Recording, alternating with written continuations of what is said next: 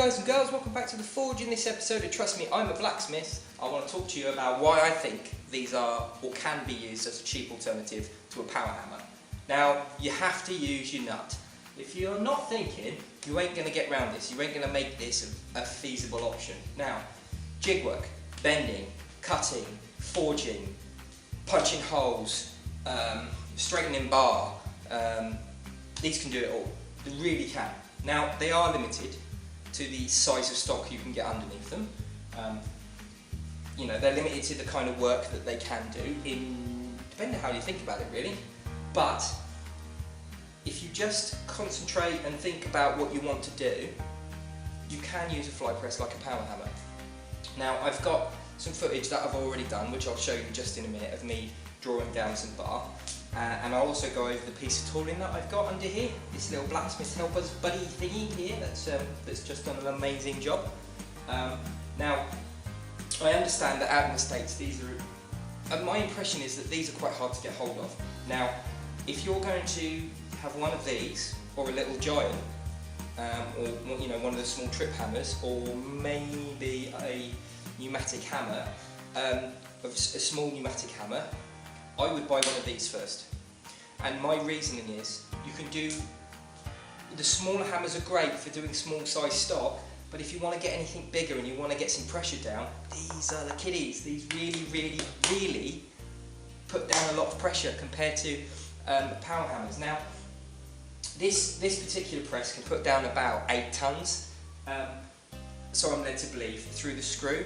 Now, 8 tons through there is a massive amount of force, and it wasn't struggling to squeeze that bar out, you'll see in a minute. So if we do the science here, if you can get a friend to help you, or you can work a way of doing this on your own, these little bad boys, honestly, they can do so much.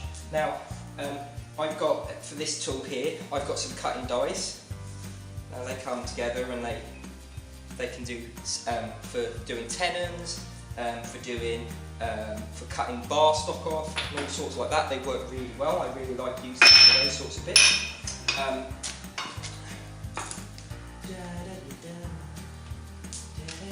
May need some editing for this bit. I use this little bad boy for doing offsets in rails, like so. Now, these are just some of the tools that I use. I've got obviously the jig for doing the U-brackets. They work really well as well.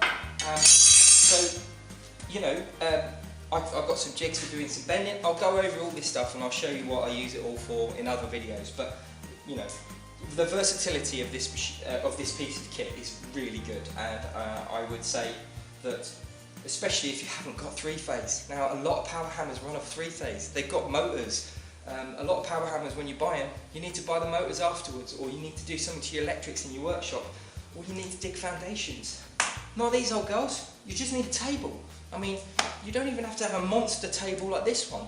So yeah, I really love fly presses, so I really recommend them. I'll just chuck the video over now with me doing the squishy bits, and catch you in a bit.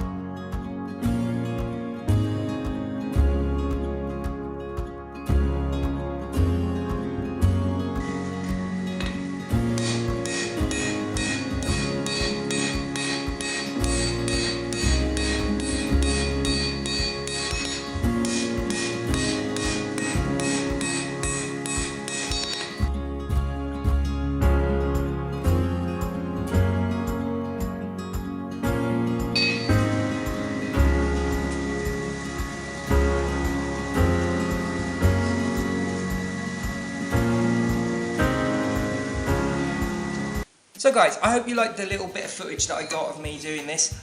This is real quick. I haven't spent any time doing this ever before. This was just a little practical example of what you can do. Now, I wasn't pushing that. I wasn't working hard. You know, if I had someone on there, I would be squishing this twice as fast. Now, the other side, and a little bit of hammer work just to dress it up, you know. I mean, I do that with a power hammer anyway. So, this is 25mm, inch square. I've only done a little tiny bit. I could have done a longer bit, you know. Yeah, it's not quick by any measures, but it works harder than I do, and it saves these bad boys, that's for sure. Now, that was my elbows, by the way. Now, the bit of tooling that I use to do it, what's this bad boy here? Little blacksmith helper kind of dude. Now, I've made this, and I have the drawings for it, and I think what I'm going to do is I'm going to put a little DFX, I can't remember what it's called, but I will work out what it's called, and I'm going to chuck it up on my website so that you guys can buy it. Basically, it won't be very expensive, but alternatively, if you want to buy one, I'll work out how much they cost to make, and I can make these for you as well. So these little bad boys come out of here, he says. These little bad boys come out of here, and then these bad boys go in. Like so. Now, these are only made out of mild steel. These aren't anything special. They're just chompy mild steel. You need to put a little bit of something in there just to keep it tidy. But this works brilliantly. You can take this off and you can put slightly larger tooling, some flattering tooling under there. It's great. I really love using this little blacksmith's helper. If you really wanted to, I've also left provision for some holes on the bottom so that you can put a bar so it can go on your hardy, and then you can put your tools in, and then you can use it like an actual blacksmith's helper and you know, hit it. So that's why I think they're great little tools. They're really versatile. If you can get it underneath there, you can do something with it. So, thanks for watching, guys. Remember, like and subscribe. I'll stick a link to the first fly press video here and some more tooling video here. If you've got any comments, chuck them down in the box below. I love getting your comments, guys. Really love speaking to you. I hope that showed a few people who said you can't do it that you can. I do, not bragging, but you know, you can do it. It's easy. You just got to think about it, and yeah. So remember, there's a blacksmith in us all trying to get out. I hope you enjoyed this video. Thanks for watching. Bye bye.